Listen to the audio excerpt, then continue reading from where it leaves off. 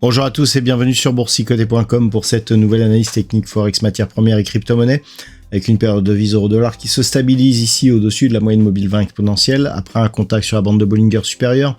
Donc en absence de phase de consolidation plus marquée, en absence de cassure ici de la zone des 1,1615 et du support oblique qui définit la tendance actuellement, on peut considérer que cette phase de consolidation s'inclut dans une dynamique qui est donc toujours orientée à la hausse.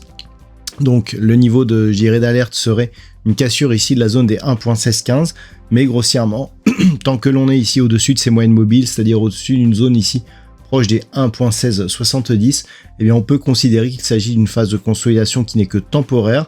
Tout retour ici au-delà des 1,1760 eh bien nous donnerait un signal d'une possible reprise du mouvement haussier. Sur la paire de devises livre sterling contre dollar américain, on a une accélération ici du mouvement baissier. Ceci est essentiellement dû à une baisse de la livre sterling. Toujours est-il que la zone ici des 1,3420, qui était la zone ici de retournement que nous avions eu au mois de septembre de l'année dernière, reste support. C'est sur franchissement de cette zone qu'il y aurait un signal de retournement baissier, puisque depuis la rupture ici de cette zone, eh bien on est dans une dynamique qui, malgré ici le contact sur la boîte inférieure, eh bien reste haussière. Bon, cette cassure ici eh bien, nous donnerait des signaux de retour possibles sur cette zone des 1,3140, mais globalement, tant que l'on est au-dessus, même si on entame ici la moyenne mobile 20 exponentielle, certes il y a affaiblissement de la dynamique haussière, mais pas encore signal de retournement.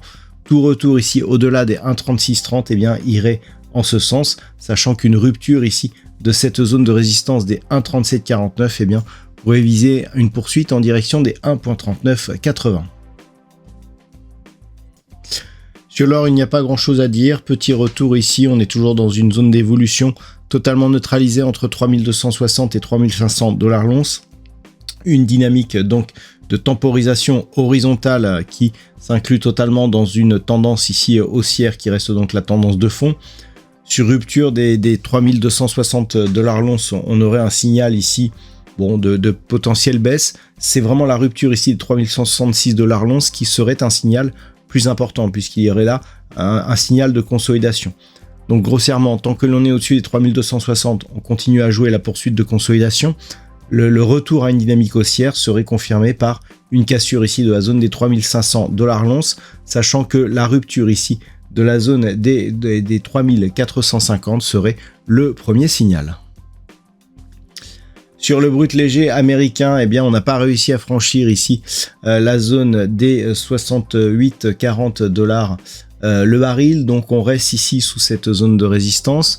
On est toujours dans un petit mouvement haussier. Je rappelle que par rapport ici à cette accélération, on est juste venu consolider ici et on reste autour des moyennes mobiles sans revenir au point de départ. Donc, on reste toujours sur une tendance potentiellement haussière qui pourrait effectivement reprendre sur rupture de cette zone ici des 68,40 dollars le baril.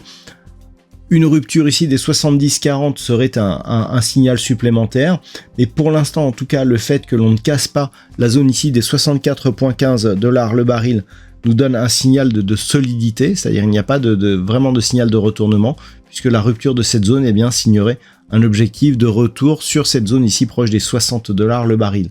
Donc pour l'instant, on est ici sous le coup de cette impulsion, même si le retracement ici a été très rapide avec cet avalement baissier immense. Mais depuis ici que l'on s'est appuyé sur cette zone, eh bien, il semblerait qu'on puisse avoir un socle ici d'une prochaine accélération haussière.